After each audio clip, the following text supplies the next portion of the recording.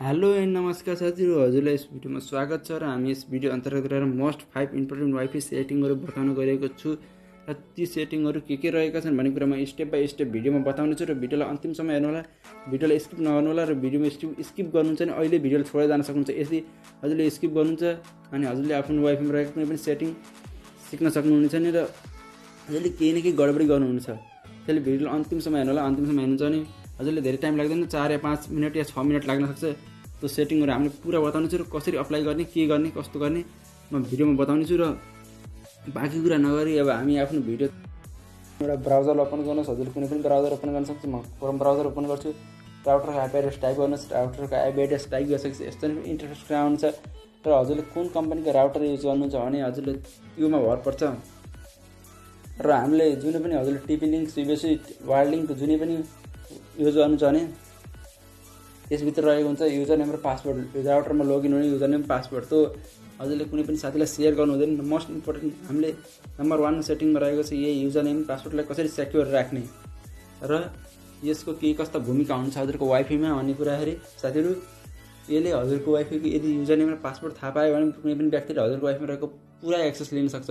जस्तो हजुरको वाइफाईमा रहेको विभिन्न सेटिङ, नाम, युजर नेम अनि हजुरको वाइफाईको पासवर्ड, हजुरको कुनै पनि डिभाइसलाई ब्लक गर्ने, वाइफाईमा लिमिट लगाइदिने, यस्ता काम गर्न सजिलै सकिन्छ। त्यसैले हजुरले यसको कुनै पनि एक्सेस कुनै पनि व्यक्तिलाई नदिनु, यसको पासवर्ड हजुरले कुनै पनि व्यक्तिलाई नदेखाउनु होला, यसको बाद नबताउनु होला होइन साथीहरू।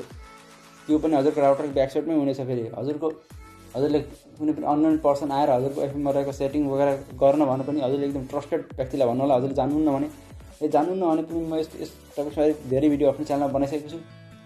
र यो युजर नेम र पासवर्ड कसैलाई पनि सेयर गर्नु हुँदैन। नम्बर 1 साथीहरू।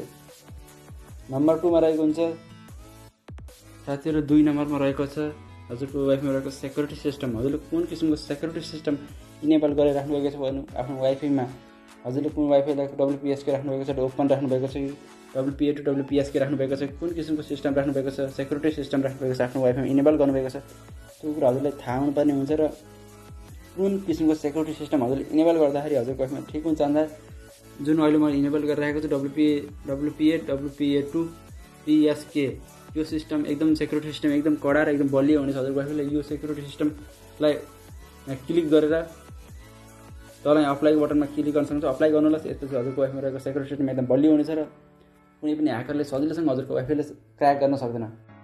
नम्बर 3 मा रहेको छ साथीहरू पासवर्ड। वाइफाईको पासवर्ड कस्तो राख्नुभएको छ हजुरले? मानौँ धेरै साथीहरूले त सिम्पल पासवर्ड राख्नुहुन्छ, एकदम इजी, सजिलै गेस गरेर कनेक्ट गर्न सक्छन् साथीहरू। धेरै साथीले त्यो हजुरले स्ट्रङ पासवर्ड, हजुरले वाइफाईमा एकदम स्ट्रङ पासवर्ड राख्नुपर्ने हुन्छ। जस्तै स्ट्रङ पासवर्ड राख्दाखेरि अलि जस्तो हजुरले कुनै पनि फेसबुकको पासवर्ड राख्दाखेरि राख्नुहुन्छ त्यस्तै स्ट्रङ पासवर्ड राख्नुपर्छ। धेरै साथीले थाहा पनि हुन्न। धेरै साथीले हजुरको वाइफाई युज गरिरहेका हुन्छन् हजुरको बिना पर्मिसन बिना। हजुरले त्यो वाइफाई एकदम इजी राख्नुहुन्छ। म धेरै साथीले गेस गरिदिन सक्छु 9876543321 यस्तै गरेर 1 2 3 4 5 6 7 8 9 यसै गरेर राख्छन् धेरै पासवर्ड। नभए एप्पल बल यस्ता ABCD यस्ता राख्नुहुन्छ। यो एकदम इजी हुन्छ। यस्तो धेरै साथीले यस्तो गेस गर्न सक्छ। यो अलिक पहिला चल्थ्यो, अब पासवर्ड धेरैले गेस गरिहाल्छन्।